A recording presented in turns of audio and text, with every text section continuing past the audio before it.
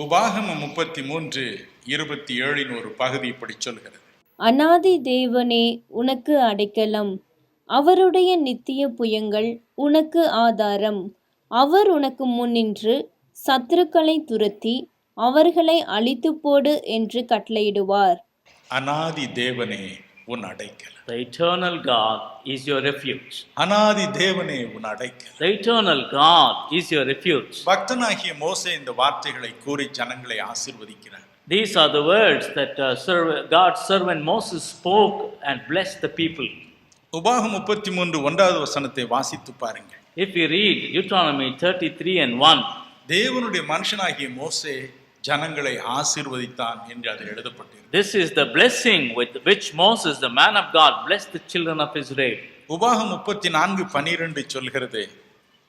Deuteronomy 34:12 says, தேவனை முகமுகமாய் அறிந்த ஒரு தீர்க்கதரிசி மோசே என்று. Moses was a man who saw God face to face. தேவனை முகமுகமாய் அறிந்தவர்.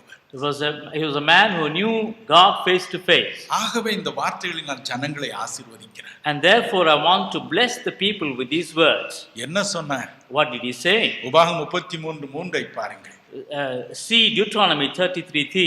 என்ன சொன்னார்? What does he say? மெய்யாகவே அவர் ஜனங்களை சிநேகிக்கிறார், அவருடைய பரிசுத்தவான்கள் எல்லாரும் உம்முடைய கையில் இருக்கிறார்கள், அவர்கள் உம்முடைய பாதத்தில் விழுந்து உம்முடைய வார்த்தைகளினால் போதனை அடைவார்கள். Truly, ஜனங்களை சிநேகிக்கிறார். Truly he loves the people. 40 வருடங்கள் இந்த ஜனங்களை தன்னுடைய சொந்த குழந்தைகளைப் போல மோசே சுமந்து வருகிறார். Moses cared for these people for 40 years just like his own children. தண்ணி இல்லை என்று கூச்சலிடுவார்கள். They would cry out and say there is no water. அல்லது தண்ணீர் கசப்பா இருக்கிறது என்று சொல்வார்கள். Or they would say the water is bitter. உணவு இல்லை என்று சொல்வார்கள். They would say there is no food to eat. நல்ல உணவு இல்லை என்று சொல்வார்கள். Food is not good, they complain.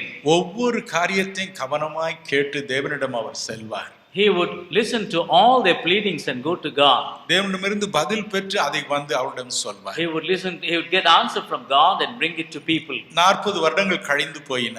40 years have passed by.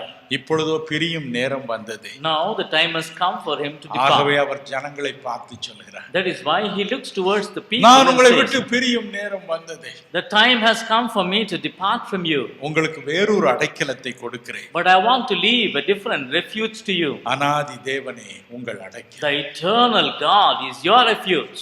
ஏன் அவர் அநாதி தேவன் என்று சொன்னார்? Why did he say that he was the eternal God? சங்கீதம் 90:2 இப்படி சொல்கிறது. Psalm 92 says like this. அவர் அநாதியாய் என்றென்றைக்கும் தேவனாய் இருக்கிறார்.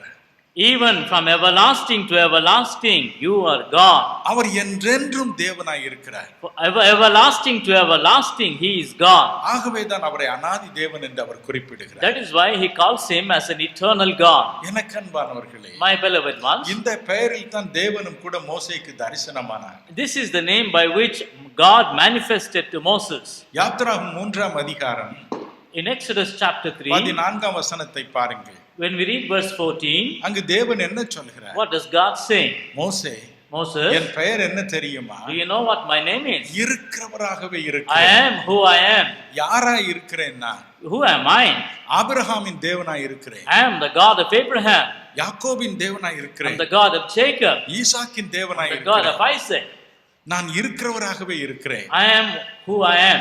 நான் என் முன்னோர்களுடைய பிதாக்களின் தேவனாய் இருக்கிறேன். I am the God of your fathers. எத்தனை இனிமையான ஒரு வார்த்தை பாருங்க. What a lovely verse this is.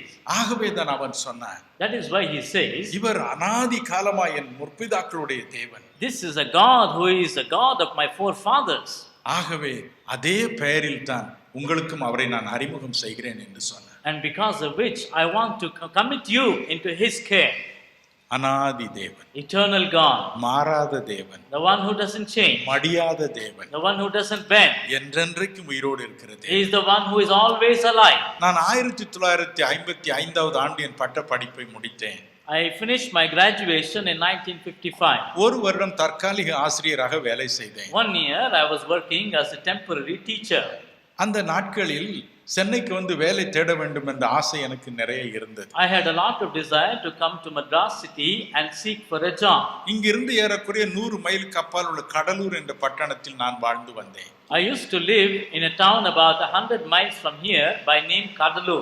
ஒரு நாள் என் பக்கத்து வீட்டிற்கு சென்னையில இருந்து ஒரு குடும்பத்தினர் வந்தார்கள். One day a certain family visited us to our neighbors. அவர்கள் அங்கு தங்கியிருந்த நாட்கள் எல்லாம் அநேக உதவிகளை செய்தேன். And I used to help them all the days they were living there. ஆகவே அவர்கள் சென்னைக்கு புறப்படும் பொழுது சொன்னார்கள், தம்பி நீ சென்னைக்கு வேலை தேடி வந்தால் எங்கள் வீட்டில் வந்து எவ்வளவு நாள் வேண்டும் என்றாலும் தங்கலாம் என்று. So when they parted, they told me, my dear brother, whenever you come to Madras to seek for a job, you must stay with us as long as you need to. அப்படியே நான் சென்னைக்கு வந்தேன். And I came like that to Madras. ஏறக்குறைய ஒரு மாதம் தங்கி இருந்தேன். About a month I lived with them. தினமும் வேலை தேடி செல்வேன். Daily I would go seeking for job. மாலையில் சுருங்கிய முகத்தோடு திரும்பி வருவேன். And I would come home in the evening with a tired face. ஒரு நாள் நான் சொன்னேன், நான் வீட்டிற்கு திரும்ப போகிறேன் என்று. One day I told them I'm going to return to my home. அப்பொழுது அந்த ஆன்ட்டி சொன்னார்கள், நாளை காலையில் போகலாம் என்று. That auntie told me you can go tomorrow morning. காலை வந்தது. When morning came, அவள் சொன்னால், தம்பி இன்றைக்கு வேலை தேடி மாலை போகலாம் என்றார்கள். she told me today also you search for a job and you can go in the evening. மாலை வந்தது. When evening came, நாளைக்கு போகலாம் என்றார். she said you may go the next day. இப்படி இன்னும் ஒரு 2 வாரத்தை தள்ளிவிட்டார். So another 2 weeks passed by. அத்தனை அன்பு பாருங்க. So much of love they poured on me. நாட்கள் கடந்தன. As days passed by, சொந்த ஊருக்கு திரும்பி சென்றேன். I went back to my own எனக்கு ஒரு place. நல்ல வேலையும் I கிடைத்தது. got a good job. அந்த வேலையில் பல மாதங்கள் இருந்த பிறகு After working for a few months in the job, ஒரு நாள் சென்னைக்கு விடுமுறை எடுத்து வந்தேன். I took leave and came to Madras for a day. என் கையில் ஏராளமான வெகுமதிகள், I had a lot of gifts in my hand. அநேக இனிப்பு பதார்த்தங்கள், பொட்டலங்கள், Lot of sweets in my sweet packets in my hand. ஆவலோடு வந்தேன். I came with much desire. அந்த தெருவின் முனைக்கு வந்தேன். When I came to the corner of that street, தற்செயலாக ஒரு போதகர் அந்த வழியை போய் I saw a pastor passing by. அவருக்கு ஒரு வணக்கம் செலுத்தினேன். I greeted him.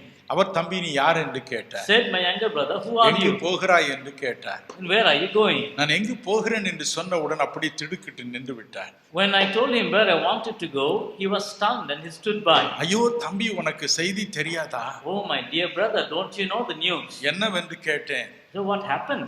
ஐயோ அந்த ஐயாவும் அம்மாவும் இறந்து போனார்களே. Oh, the dear parents passed away. எனக்கு திடுக்கின்றது. I was so shocked. ஐயா அவளுக்கு ஒரு மகள் இருந்தாளே, அவள் இங்கு இருக்கிறாளா என்று கேட்டேன். What about the daughter they had? அவள் தான் முதலில் இறந்து போனாள். Oh, she was the one who passed away அந்த first. துயரம் தாங்காமல் தான் இருவரும் மாறி மாறி இறந்து They போனார்கள். were not able to bear the pain. That is why they passed away one by one. அவளுக்கு 2 தம்பி தங்கை இருந்தார்களே, அவர்கள் இருக்கிறார்களோ என்று So what கேட்டேன். about the brother and sister she had? அவர்கள் யார் வீட்டிலோ வாழ்கிறார்கள் அப்பா. She is living in they are living in somebody's house. உலகமே எனக்கு சுற்றியது. I felt the whole world crumbling N down. கையில் இருந்த பொட்டலங்கள் கீழே விழுந்தன. The packets, sweet packets in my hand dropped நடு down. தெருவில் நின்று கதறி அழுதேன். I cried in the middle of the street. Uncle, Uncle, where did you go? where did you go? Auntie, Uncle, where did auntie, you go? where did you go?